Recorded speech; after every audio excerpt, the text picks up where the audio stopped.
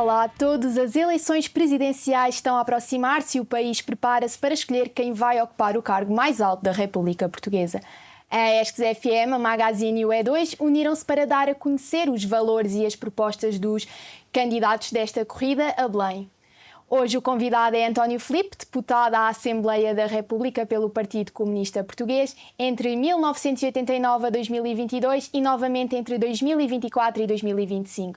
Foi vice-presidente da Assembleia da República em 3 legislativas e é membro da direção do grupo parlamentar do PCP desde 1990. Antes de mais, seja muito bem-vindo, António Filipe. Gostaria de lhe começar por perguntar: a sua candidatura surge com o lema "A esperança que não fica à espera". Que mensagem pretende transmitir ao povo? Essa frase é uma frase muito feliz, que foi da autoria do poeta já falecido Manuel Guzmão. A esperança que não fica à espera. Porque, desde logo, os portugueses o país está numa situação muito difícil. Os portugueses estão a passar muito mal. Há muita frustração, há algum desespero em muitas pessoas. E é preciso dar uma mensagem de esperança aos portugueses. E penso que as eleições presidenciais podem transmitir essa mensagem. Mas é uma esperança que não fica à espera. Ou seja, temos que lutar por ela. Temos que lutar por aquilo em que acreditamos. E ficar à espera não... Costuma-se dizer que quem espera sempre alcança, mas não. Quem só espera não alcança. E, portanto, é preciso que as pessoas se mobilizem.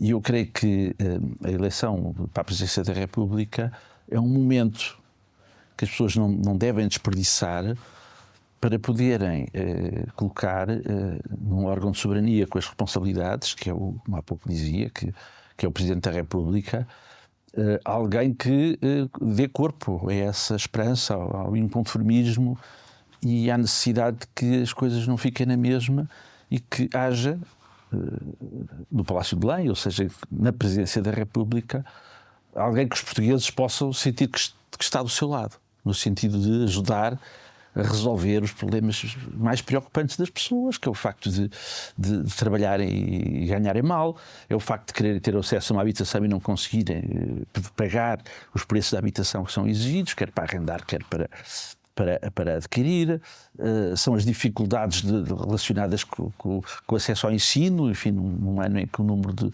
estudantes com acesso ao ensino superior diminuiu, o que é um retrocesso muito preocupante, e, portanto, perante estas grandes preocupações, é preciso que esteja em lugares de responsabilidade do nosso país alguém em que as pessoas possam confiar.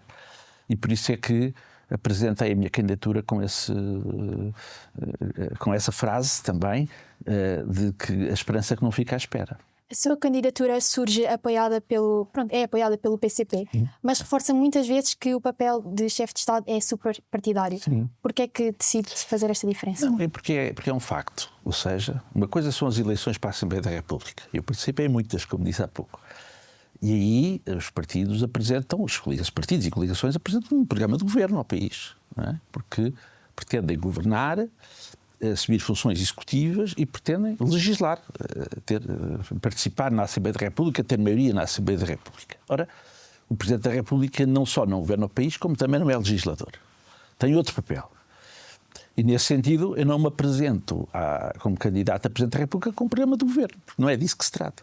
O que é que se trata do Presidente da República? Alguém que tem funções constitucionais relevantes, para além de, no plano político, aquilo que normalmente se chama a magistratura de influência, que resulta do facto do Presidente da República ter uma legitimidade popular direta, ele tem que ser eleito por uma maioria absoluta dos eleitores. E isso dá-lhe uma grande legitimidade política para poder emitir a sua opinião sobre aquilo que considera mais relevante para o país e poder influenciar politicamente quem toma decisões a nível governativo e a nível legislativo, mas também pelos poderes que tem de intervenção relativamente não só à composição de vários órgãos do Estado, como relativamente ao exercício do poder legislativo, em que o Presidente da República tem direitos de veto que a Constituição lhe atribui e que pode utilizar, desde logo podendo suscitar, junto do Tribunal Constitucional, a fiscalização da constitucionalidade de leis aprovadas na Assembleia da República, como ele próprio exercer direito de veto sobre leis da Assembleia da República e sobre decretos-leis do Governo. E, portanto, o Presidente da República tem este papel de certa forma, de zelar pelo cumprimento da Constituição, que é isso que ele jura, não é? O seu juramento constitucional é cumprir e fazer cumprir a Constituição. E é isso que eu me proponho. Não ultrapassar os poderes constitucionais, portanto, não tenho nenhuma ideia de que isto é preciso, é acabar com a Terceira República ou com a Segunda República, como se quiser. Não é isso.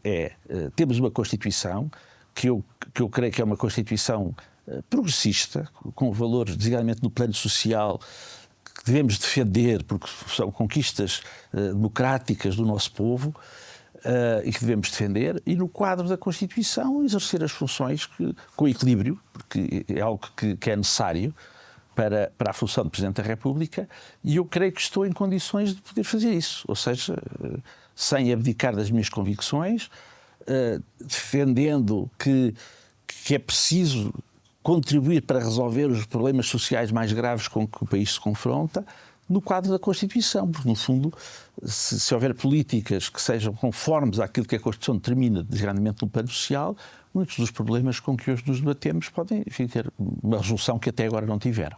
Um dos seus pontos de destaque na sua candidatura é o estado atual da democracia portuguesa. Sim. E, nas suas palavras, o facto de a direita controlar todos os órgãos de soberania. Considerando este cenário e o que descreve com o crescimento da extrema-direita fascisante, racista e xenófoba, que papel pretende desempenhar como Presidente da República para defender a democracia? Eu creio que, de facto, estou preocupado com o estado da nossa democracia, com as dificuldades que as pessoas têm na sua vida e com a preocupação, com o facto de haver alguém que quer culpar a democracia por isso. Ora, não é a democracia que é responsável pelo incumprimento de promessas eleitorais.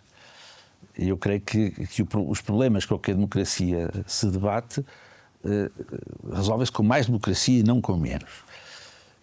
Eu sou uma pessoa de esquerda e de facto, estou preocupado com o facto da direita ter hoje uma hegemonia nos órgãos de soberania, que é um facto. Ou seja, há uma maioria absoluta na Assembleia da República, dos partidos de direita e de extrema-direita, se quiser, mas a direita, em geral.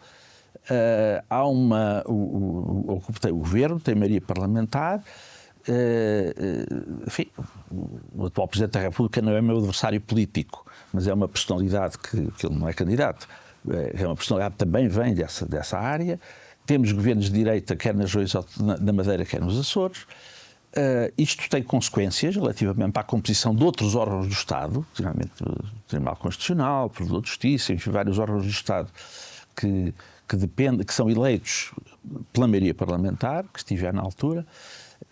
E isso, algo que a democracia portuguesa sempre conviveu bem, foi com aquilo que o antigo Presidente da República, Mário Soares, dizia, que era o facto dos portugueses não quererem colocar os ovos todos no mesmo cesto. Ora bem, nós neste momento temos praticamente todos os ovos no mesmo cesto. E por isso é que é essencial que nas próximas eleições para órgãos de soberania, que são as eleições para o Presidente da República, que possa haver algum reequilíbrio nesta matéria. E creio que, neste sentido, a eleição de um Presidente da República com valores progressistas, ou seja, que esteja de facto, que possa unir os democratas no sentido do cumprimento da Constituição da República e que contrarie, de facto, aquilo que há pouco dizia, que é o discurso da xenofobia, o discurso de ódio, enfim, que a extrema-direita tem vindo a propagar. Eu creio que é fundamental para a democracia que haja o Presidente da República, não só que combata essas concessões, que defenda a tolerância democrática, a convivência das várias correntes políticas em democracia e que, de facto, se esteja alinhado com aquilo que é o cumprimento da Constituição e exerça as suas funções nesse sentido. Como é que pretende promover o diálogo e o compromisso entre partidos no momento em que a Assembleia se encontra repartida em 3 blocos? Quer dizer, eu acho que nós temos que... O Presidente da República tem que conviver com a maioria, com o Parlamento, com a composição que o povo português lhe atribuir. Há separação de poderes, não é? A eleição para Presidente da República é uma coisa, a eleição para a Assembleia da República é outra, e o Presidente da República tem que conviver com a Assembleia da República, institucionalmente, com a composição que ela tiver.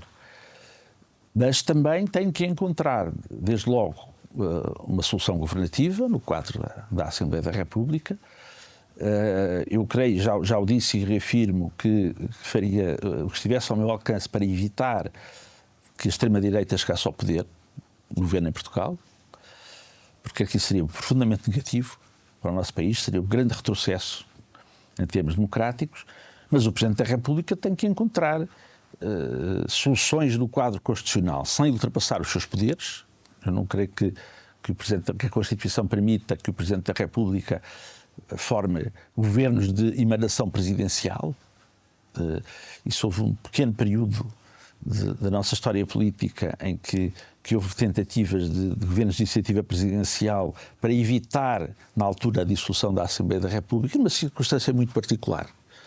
Foi a primeira legislatura em que por se viver um período de transição constitucional, não podia haver eleições antecipadas, porque tinha que haver eleições em 1980 obrigatoriamente nos termos constitucionais, e o Presidente da República na altura tentou evitar a dissolução da Assembleia da República com governos de iniciativa presidencial.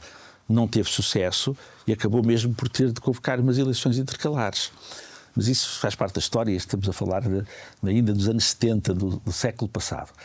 E sempre se entendeu que a partir da revisão constitucional de 1982 não há lugar a governos de iniciativa presidencial, porque o Primeiro-Ministro não responde politicamente perante o Presidente da República, e isso é um ponto importante.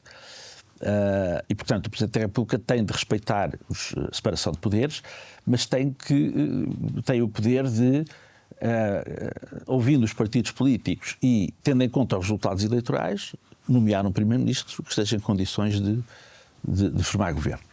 Que não é necessariamente, ao contrário do que algumas pessoas pensaram durante muito tempo, o líder do partido mais votado. Pode não ser. Em 2015 tivemos uma solução que, aliás, durou uma legislatura inteira, em que o Primeiro-Ministro não era o líder do partido mais votado, mas tinha uma maioria parlamentar que sustentou o seu governo durante toda a legislatura.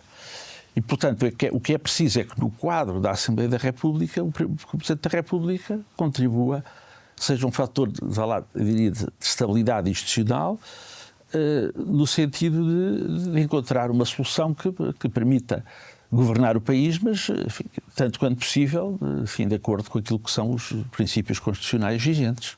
No que diz respeito à defesa dos direitos dos trabalhadores, o senhor salienta que somos um país que continua a assentar a sua economia nos baixos salários e com uma legislação laboral que não protege os trabalhadores. Na sua opinião, quais são os principais obstáculos para nós temos, eu considero, não me conformo com o facto de nós termos milhões de trabalhadores que não levam 1000 euros para casa ao fim do mês. Eu creio que isto é uma disparidade enorme relativamente a outros países, designadamente em relação à Espanha, em que nós, enfim, os portugueses que vivem, sobretudo que vivem mais próximo de Espanha, sabem que as coisas não são mais caras em Espanha do que em Portugal, especialmente os bens alimentares. Olha, os combustíveis são mais baratos em Espanha e, no entanto, os espanhóis ganham mais. Os trabalhadores espanhóis ganham substancialmente mais do que os portugueses.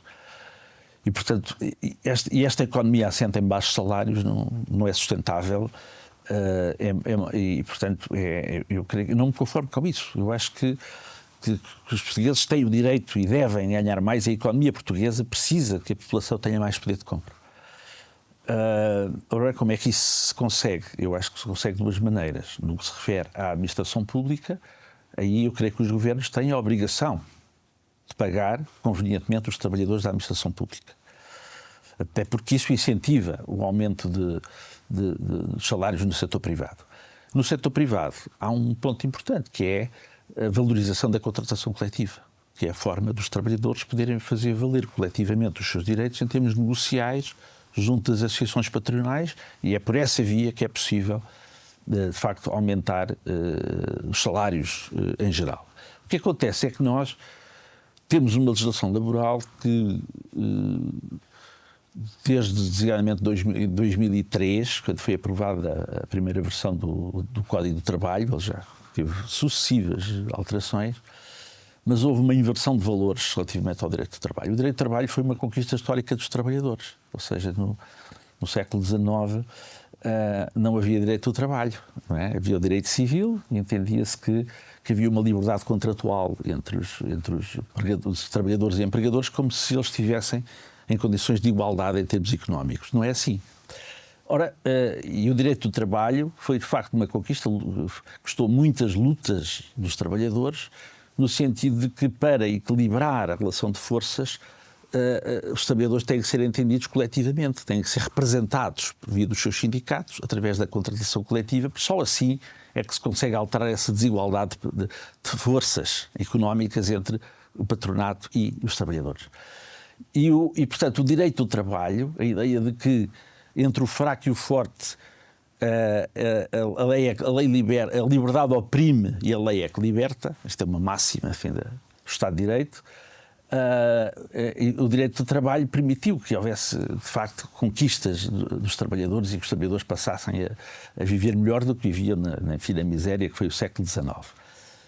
Com princípios básicos do direito do trabalho, com o princípio de tratamento mais favorável do trabalhador, no sentido em que por via da contratação coletiva é possível melhorar as condições de trabalho. Ora bem, a partir de 2003 isto inverteu-se e o Código do Trabalho começou a deixar de ser um ramo do direito para proteger os trabalhadores para passar a ser também uma arma que o patronato pode utilizar contra os trabalhadores.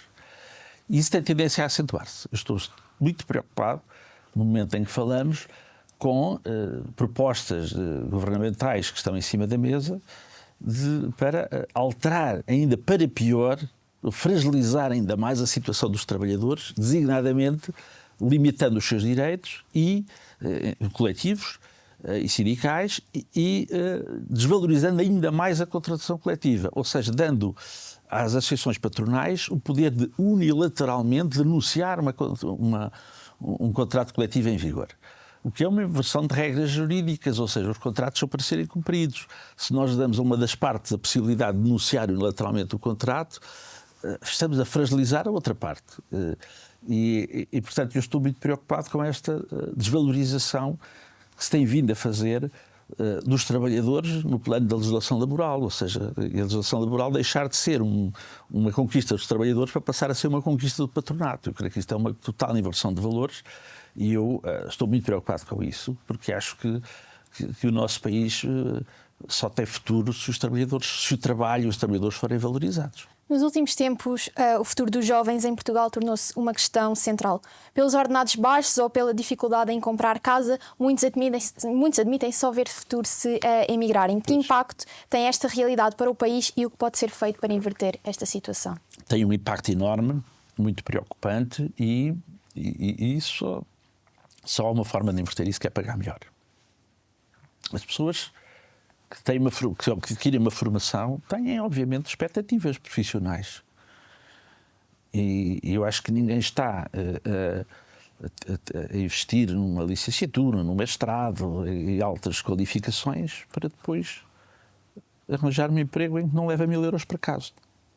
E então, enfim, a sua tendência natural é emigrar, é tentar encontrar soluções para a sua vida que não encontra no seu país.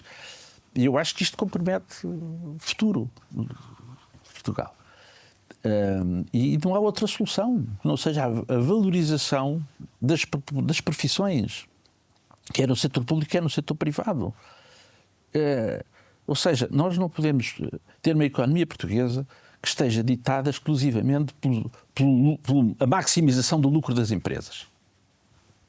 As coisas não podem ser assim. Ou seja, nós temos vindo a assistir a um aumento brutal das desigualdades, em que cada vez há mais pobres e cada vez os ricos são mais ricos. Cada vez há. Isto é uma coisa. É impossível. Quer dizer, isto compromete drasticamente o futuro, leva as pessoas a emigrar e coloca-nos como um país periférico, um país a viver do turismo com pessoas mal pagas. E, enfim, compromete a evolução tecnológica do país, compromete todo o futuro. E, portanto, eu acho que há só uma solução para isso, que é, de facto, corrigir esta brutal assimetria na distribuição do rendimento e fazer com que as pessoas sejam mais bem pagas por trabalharem em Portugal. É a única forma de fixar as pessoas em Portugal, é haver um desenvolvimento do nosso país mais equilibrado, em que as pessoas possam viver não apenas no litoral, mas, enfim, encontrar as soluções no quadro de um desenvolvimento mais equilibrado do nosso país, e temos que pagar melhor às pessoas. Quer dizer, as pessoas que trabalham não podem ser condenadas a viver com baixos salários e ainda por cima com cargas de trabalho insuportáveis, com horários de trabalho que não permitem conciliar a vida pessoal com a vida profissional, as pessoas terem filhos, depois não têm creches onde pôr os filhos, depois têm horários de trabalho que não são compatíveis com os direitos de maternidade e paternidade, e portanto isto não pode ser. E portanto temos que alterar isso. Eu acho que o Presidente da República tem que dar uma contribuição para que esta situação seja alterada. Na saúde pública sublinha que aquilo a que estamos a assistir é uma degradação muito grande do SNS. Que exigências pode ou deve um Presidente da República fazer ao Governo? Olha, nós temos vindo a assistir ultimamente ao atual Presidente da República a dizer que é preciso ter uma grande vigilância sobre o SNS. Eu acho que sim, mas é preciso que essa vigilância seja de facto exercida. Nós estamos a assistir a coisas que não pensávamos que fosse possível no século XXI. Cada vez são mais as crianças que nascem em ambulâncias porque não temos urgências de obstetrícia a funcionar. Recentemente tivemos uma criança que nasceu no chão da recepção num hospital do SNS. Isto não pode acontecer. Não pode. E o que temos vindo a assistir é que o Estado gasta muitos recursos públicos da saúde, só que o que nós vemos é que o Serviço Nacional de Saúde tem cada vez mais dificuldades e depois vemos surgirem por todo lado hospitais privados. É que hoje já temos mais hospitais privados do que temos hospitais públicos. E, portanto, há aqui uma coisa que está mal. Ou seja, nós estamos a dirigir os recursos públicos não para financiar a capacidade do Serviço Nacional de Saúde, temos mais médicos, mais profissionais, mais enfermeiros, mais profissionais no Serviço Nacional de Saúde, e por via de concessões e de contratualização de serviços externos, nós estamos a transferir recursos públicos para que o negócio da saúde, para que os investidores privados na área da saúde possam enriquecer. Isto está ao contrário. Portanto, eu creio que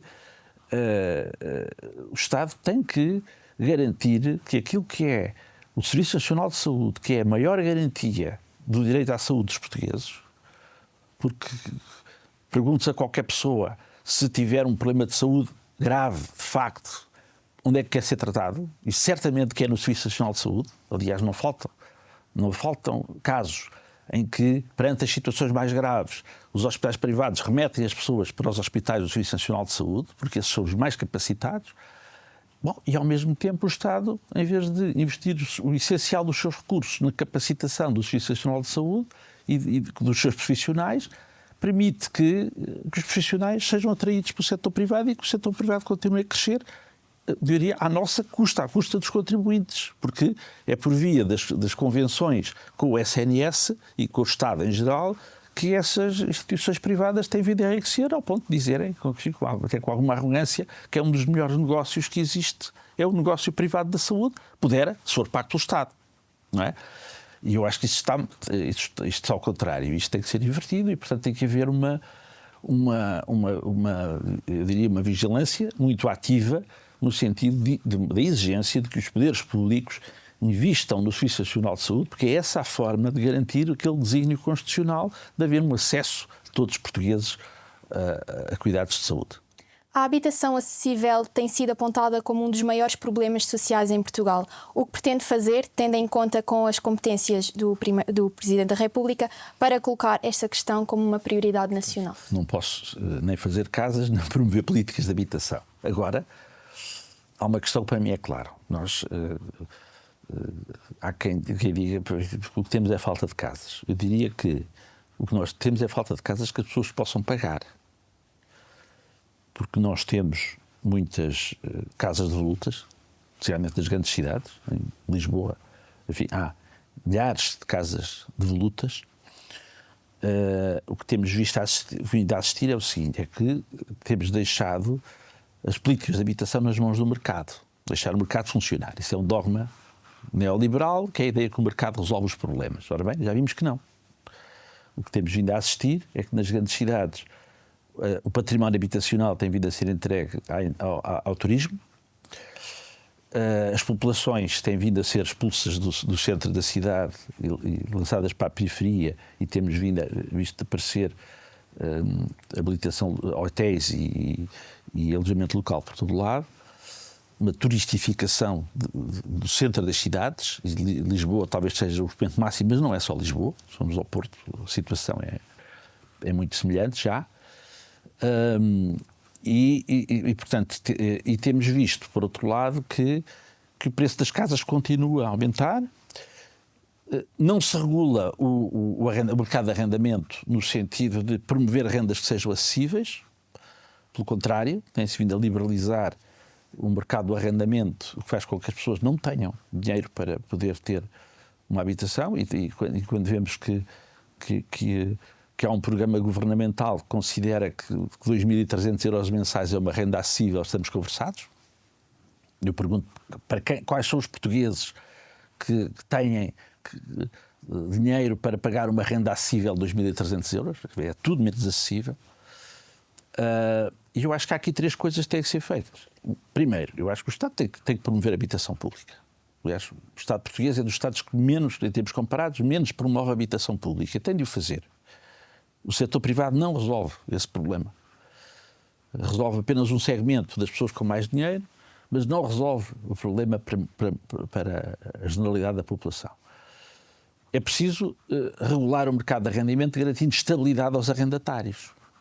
Garantindo, obviamente, limites, quer dizer, não pode haver uma liberalização das rendas, mas tem que haver, enfim, moderação relativamente aos aumentos das rendas de casa, ou seja, tem que haver regulação por parte do Estado, e relativamente a um grande problema, que é o crédito à habitação. Portugal também é um dos países onde as pessoas recorrem mais tentam obter habitação própria, dividendo-se à banca.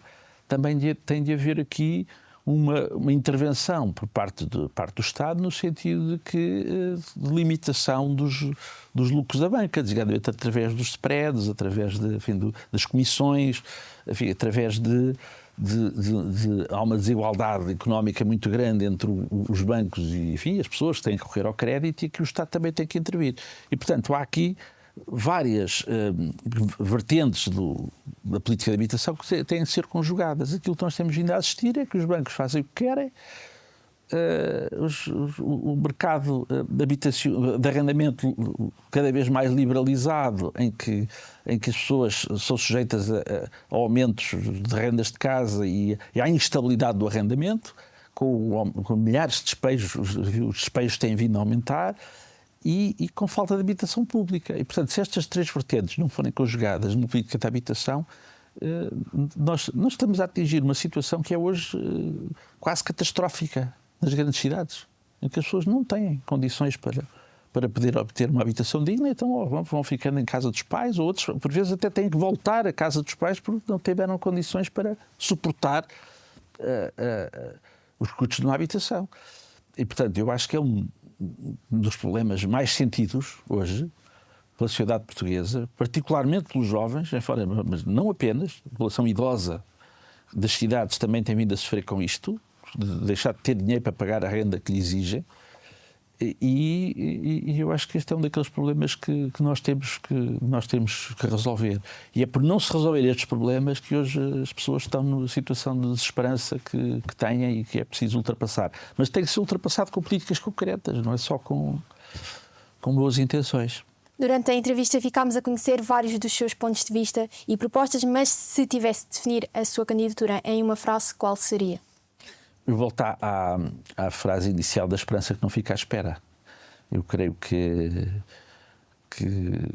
é preciso renovar a esperança que muitos portugueses perderam nos últimos anos. E eu espero poder dar uma contribuição para isso. Muito obrigada.